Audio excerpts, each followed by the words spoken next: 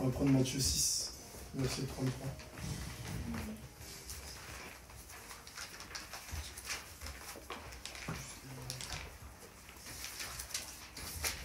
Matthieu 6, verset 33.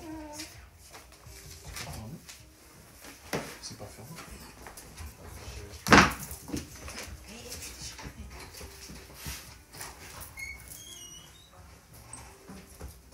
Matthieu 6, verset 33, Grâce, si tu peux lire ce que Oui.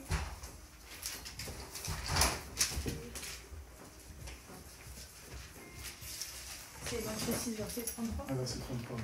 Ok.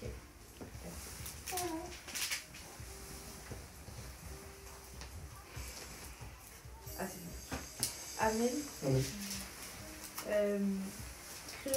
Préoccupez-vous d'abord du royaume de Dieu et de la vie juste qu'il demande, et Dieu vous accordera aussi tout le reste. Amen.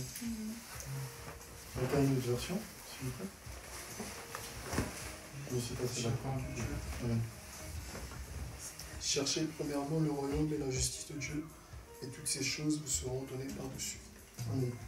Amen. J'aime ça, c'est l'un de mes versets préférés, puisqu'il est clair. En fait, Dieu, il sait en fait ce dont on a besoin. C'est important de savoir ça. Dernièrement, ma femme et moi, on a commencé à lire Marc. Et dans Marc, on connaît tous comment Jésus nourrit la foule avec les pains et les poissons. Il dit que la foule, elle suivait, elle était fatiguée. Il savait qu'ils avaient faim. Il savait qu'ils étaient fatigués. Qu'est-ce qu'il a fait? Il les a nourris. Et la nourriture, c'est un besoin physique. Des fois, on est trop spirituel, on croit que Dieu, il se préoccupe juste de notre état spirituel. Pas du tout. Hein. Dieu se préoccupe de comment on s'habille, de qu'est-ce qu'on mange, dans quel état on dort. Quand tu ne fais pas tes nuits, Dieu, ça le préoccupe. Quand son enfant il se lève les nuits, il ne dort pas. Quand tu as faim, Dieu, ça le préoccupe. C'est ce qu'il a fait avec cette foule-là. Et c'est touchant, en fait. Parce que tu dis que comment un Dieu aussi grand, aussi haut, aussi élevé, peut se soucier de des choses qui peuvent sembler primaires, alors que non, elles sont vitales. Ce que vraiment je veux faire ressortir de ce message ce soir, c'est que parce que Dieu, il sait ce dont nous avons besoin, on n'a pas besoin de se soucier de quoi que ce soit. C'est aussi simple que ça. Je l'ai vécu, je ne peux même pas compter toutes les fois. Tellement de témoignages, Dieu l'a pourvu.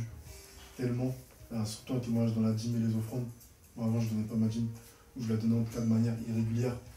Et depuis que je donne ma dîme, Dieu l'a toujours pourvu. Ça ne m'a pas tué. Non, au contraire. Dieu l'a ouvert des portes. Et il y a plein d'exemples encore, il y en a plein. Comme ça, je pense que vous avez tous vous-même dans vos vies. Où Dieu l'a pourvu. Parce que lui, Dieu se soucie de notre état. Dieu se soucie. Il est dit à un moment, Jésus, il dit aux disciples que votre lumière brille aux yeux de tous. Ça veut dire quoi ça? Vivre pour les caméras? Ben non, mais c'est clair que votre lumière brille aux yeux. C'est-à-dire les gens doivent voir. Les gens doivent voir. Faut arrêter. Le monde a besoin de voir. Si Jésus serait venu, il n'aurait pas fait de miracle, personne n'aurait suivi. Il ne trompait même pas.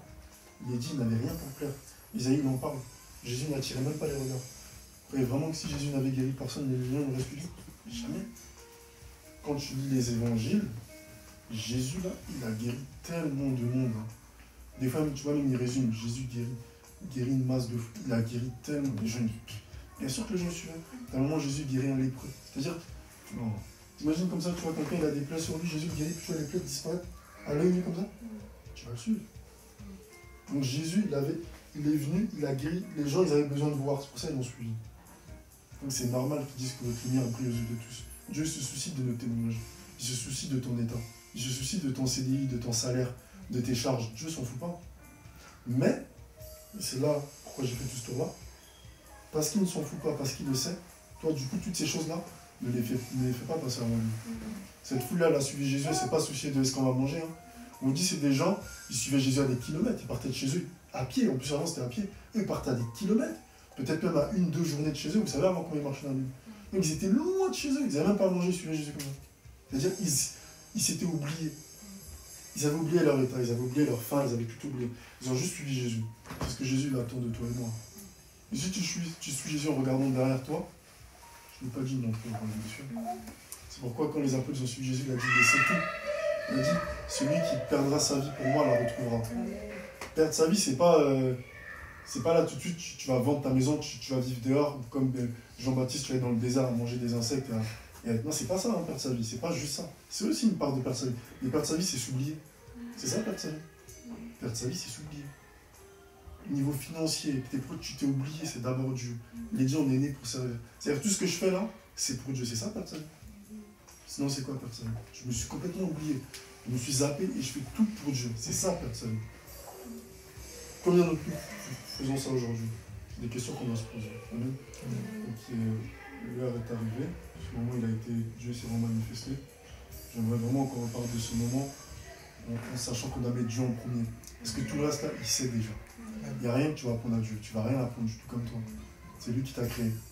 Il sait très bien ce dont tu as besoin. Comment on dit Dieu t'a créé, je pense toujours aux gens qui ont construit les voitures. Ils savent comment ils ont fait la voiture. Ils savent là, quand ils ont fait cette courbe là, ils savent c'est pour que le vent passe. Quand il a fait le pneu comme ça, il sait c'est pour le... Il sait tout, c'est lui qui a créé la voiture. Je ne vais pas lui apprendre sa voiture, elle a besoin de ça. C'est une blague. Jésus c'est pareil. Dieu c'est pareil, c'est lui qui t'a créé. Tu ne vas rien apprendre du tout. Calme-toi. Cherche-le d'abord. Fais de lui ta priorité et le reste là, ça viendra après. Il appelle ça le reste, parce que c'est rien. Comme il a fait avec cette foule là, avec les poissons et le pain, il y avait même du rab après. Ça, tout ça, c'est des, écoutez, tout ça c'est des significations. Il y avait du rab. C'est-à-dire Dieu ce qu'il va te donner, là, ça va même te dépasser. Ça sera trop. Reste tranquille. Calme-toi. Ce qu'il va te donner là, il y a assez. Parce que quand il pleut sur toi là, il pleut aussi sur les gens à côté. Il y a assez. Les gens ils ont dû repartir avec du pain plein comme ça. Des poissons, il est dit, il en restait plein. Amen.